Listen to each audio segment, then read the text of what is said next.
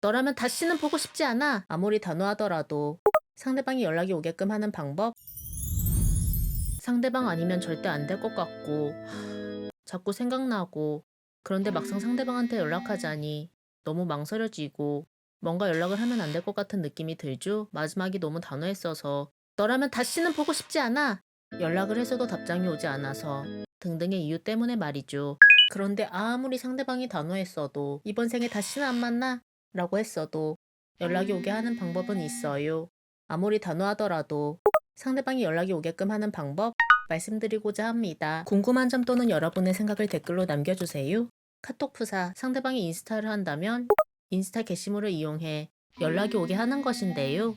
여기서 말씀드리는 사진은 여러분이 생각하는 사진과 다를 수 있어요. 구체적으로 어떻게 해야 하는지는 조금 뒤에 설명해 드릴게요. 제가 이렇게 이야기하면 에이 그렇게 단호한데 겨우 사진 몇 장 올리는 것 가지고 될까? 라고 말씀하실 수 있는데요. 그런데 제가 여쭤볼게요. 여러분은 상대방 사진 바뀌면 뭔가 생각들이 다 되지 않나요? 누가 찍어줄 법한 사진을 올리면 혹시 썸 타고 있는 건 아닌가? 누구 만나고 있나? 라면서 불안해하지 않나요?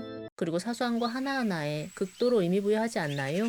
사진이 그렇게 큰 영향을 주지 않는 것 같아도 그렇지 않다는 거죠. 사진을 통해 단호한 상대방의 생각이 바뀔 여지가 충분히 있고요. 그런데 또 이렇게 말씀하실 수 있죠? 오히려 사진 올리는 게 더 안 좋은 거 아니야? 너무 티나서 상대방이 나를 더 안 좋게 보는 거 아니야?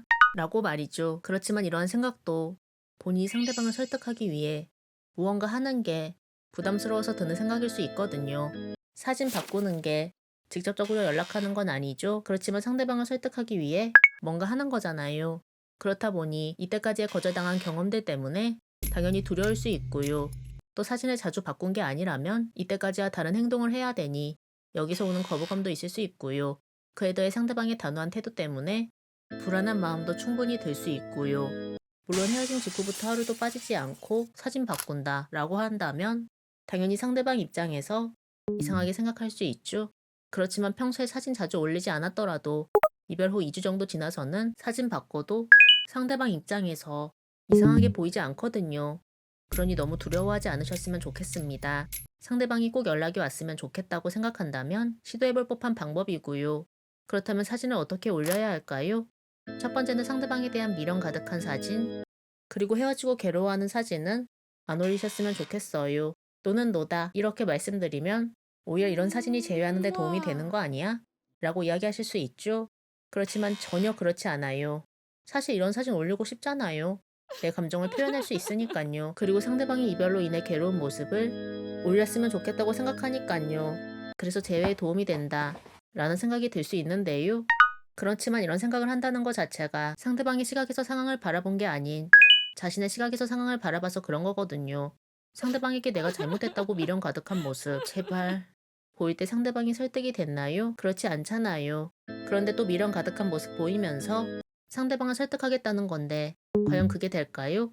오히려 또 저런다며 자신한테 더 질릴 가능성이 높죠. 그리고 내가 저런이 헤어졌다고 하면서 헤어지길 잘했다 라는 생각까지 들 수 있고요.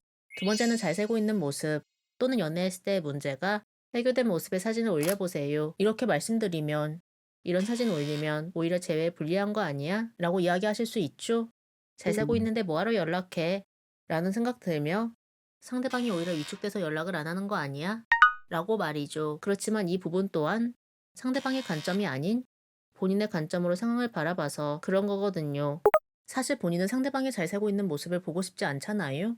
또 이런 모습 보면 위축되고요. 이제 완전히 끝났다는 생각에 괴롭고요.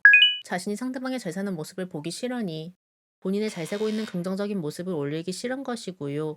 그리고 자신의 현재 상황과는 반대할 수 있으니 더더욱 올리기 싫을 수 있죠. 그런데 상대방의 생각은 자신의 생각과 다르죠. 상대방은 내가 지겹고 나와의 연애로 인해 지쳤고요. 그리고 이미 상대방 입장에서 나의 가치가 떨어졌잖아요. 그러니 오히려 나 없이 잘 살고 있다고 한다면 내가 매달릴 때 느꼈던 지겹다, 질린다는 감정이 사라질 수 있고요. 또 현재보다 더 높은 가치로 느껴질 수 있고요. 그리고 그에 더해 연애했을 때 문제가 해결된 모습. 예를 들어 매사에 짜증 심하고 욱해서 이런 문제로 자주 싸웠다면 밝고 긍정적인 모습을 올려보세요. 그래서 상대방이 다시 연애하면 동일 문제 반복되지 않겠다 라고 깨닫게 해줘야죠. 그렇게 된다면 상대방한테 연락이 올 가능성이 높아지죠. 세 번째는 연애했을 때 찍었던 사진. 지우셨으면 좋겠어요. 상대방이 사진 속에 없다고 하더라도 상대방이 찍어준 내 사진도 지우는 게 좋죠. 그래야 상대방 입장에서 완전히 끝났구나라고 생각하게 되고요. 이런 사진 안 지우고 있으면 미련이 남은 사람처럼 보일 수 있고요. 그런데 이렇게 사진 올리고 난 뒤 상대방이 연락이 오지는 않는데 예전에 찍었던 사진 갑자기 올리거나 이별 때문에 우울해하는 것 같은 사진 올리는 경우가 생길 수 있죠. 이럴 때 아무리 연락하고 싶어도 자신이 연락하기보다는 상대방이 연락이 올 때까지 더 기다려 보셨으면 좋겠어요. 이런 상황에서 연락을 한다면 오히려 자신의 부재로 인해 생각나고 그리운 감정들이 식을 수 있거든요. 연락을 하지 않아야 상대방이 그립고 더 보고 싶어지고요. 그리고 상대방이 연락이 와서 재회를 하는 게 가장 좋잖아요. 우리 시청자님들 꼭 연락 오셔서 재회에 성공하셨으면 좋겠습니다. 오늘의 영상은 여기서 마무리하겠습니다. 다음 영상에서 뵐게요. 사연 신청은 카톡 또는 댓글로 부탁드려요. 구독과 좋아요는 영상 제작에 큰 도움이 됩니다. 구독과 좋아요는 영상 제작에 큰 도움이 됩니다.